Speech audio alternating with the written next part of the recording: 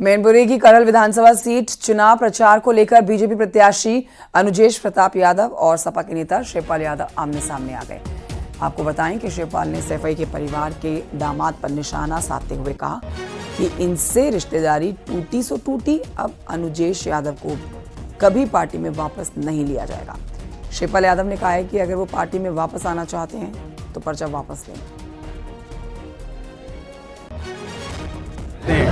रिश्ता बना रहेगा, वो कहते हैं। क्या? वो कहते हैं रिश्ता बना रहेगा, अपनी जगह, रिश्ते अपनी जगह। अब रिश्ता नहीं है जी, रिश्ता है तो पर्चा वापस कर लो। अगर रिश्ता चलाना चाहते हैं तो 30 तारीख को वापस कर लो। पार्टी में वापसी नहीं होगी उनकी। वापसी नहीं, अब तो पहले निकाल दिया गया, पहले निकाला था और आज से रिश्तेदारी भी कर। और ये बढ़ते आगे कुछ और खबरें आप तक पहुंचाते हैं। ग्रेटर नोएडा की खबर जानिए, जहां पर ग्रेटर नोएडा अथॉरिटी की 136वीं बोर्ड बैठक हुई है। फ्लैट खरीदारों के हक में अथॉरिटी ने बड़ा फैसला लिया है। अब बिल्डर बायर अग्रीमेंट को रजिस्टर कराना जरूरी होगा। फ्लैट की कुल कीमत का 10% भुगतान पर ही अग्रीमेंट रजिस्टर्ड होगा।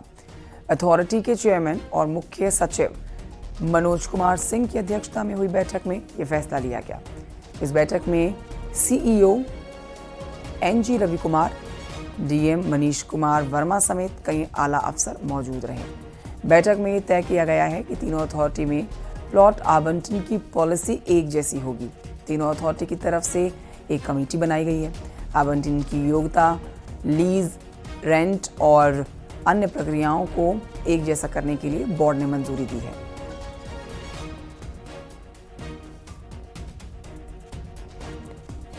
तो ये एक बड़ी जानकारी आपको दे रहे हैं। इस पर हमारे सहयोगी और जानकारी देंगे, लेकिन आपको बता देते हैं कि ग्रेटर नोएडा अथॉरिटी की 136वीं बोर्ड बैठक हुई है और इस बैठक में अहम मुद्दों के ऊपर चर्चा की गई है, अहम फैसले लिए गए हैं।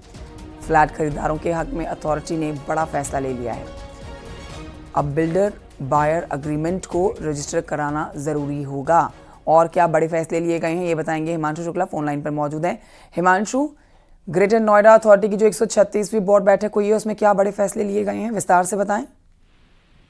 बिल्कुल, देखिए आपको बता दें कि ग्रेटर नोएडा अथॉरिटी ने 136वीं बोर्ड बैठक हुई है और तमाम बड़े अधिकारी और अफसर, चेयरमैन सभी लोग मौजूद थे। और इस दौरान बिल्डर और बायर एग्रीमेंट रजिस्टर्ड कराने को लेकर एक बड़ा डिसीजन लिया गया, जिसको बोर्ड बैठक में पास कराया गया। और ये जो एग्रीमेंट है ये बायर्स के हित में है, क्योंकि पूर्व में देखा गया है कि नोएडा और ग्रेटर नोएडा में सबसे बड़ी जो चुनौती है वो रजिस्ट्री को लेकर है। लिहाजा अब दोनों के बीच में फ्लैट की कुल कीमत का 10% भुगतान कराया जाएगा। ऐसे में ये रजिस्टर्ड कराया जाएगा। इसके अलावा आपको बता दें कि जिस तरीके से रजिस्ट्री का डेटा भी साझा किया गया है, अमिताभ कांत रिपोर्ट में जो बिल्डर्स हैं उन्होंने जो पैसा जमा किया है उसके मद में जो रजिस्ट्री हो रही है उसकी डिटेल्स अब तक करीब करीब 30,000 से ज्यादा रजिस्ट्रियां हो चुकी हैं। इसके अलावा अगर बात करें तो कुछ लक्ष्य भी रखा गया है कि मार्च 2025 तक 8,000 रजिस्ट्री की और कराई जाएंगी। इसके अलावा देखिए सबसे बड़ी बात है गंगा जल की आपूर्ति ग्रेटर नोएडा वेस्ट के हिस्से में, जो जहां पे बड़ी बड़ी हाई राइज सोसाइटीज हैं, लिहाजा उन सेक्टर्स में दिसंबर के अंत तक गंगा जल की सप्लाई कर दी जाएगी। और साथ ही एक जो सबसे महत्वपूर्ण डिसीजन है, अभी तक भूखंड आवंटन जो होता था उसकी पॉलिसी तीनों प्राधिकरण की अलग अलग थी। ऐसे में वहां पर जो आवंटन के लिए जो लोग आते थे, जो योग्यता होती थी जिनमें, इसके अलावा लीज, रेंट और अन्य प्रक्रियाएं बहुत सारी होती थी, ये अलग होती थी। लेकिन अब इसको तो बिल्डर और बायर के बीच की जो तनातनी होती थी वो इस बोर्ड बैठक में कम करने के प्रयास किए गए हैं और इसीलिए देखिए अहम फैसले लिए गए हैं। हिमांशु शुक्ला, बहुत शुक्रिया जानकारी के लिए।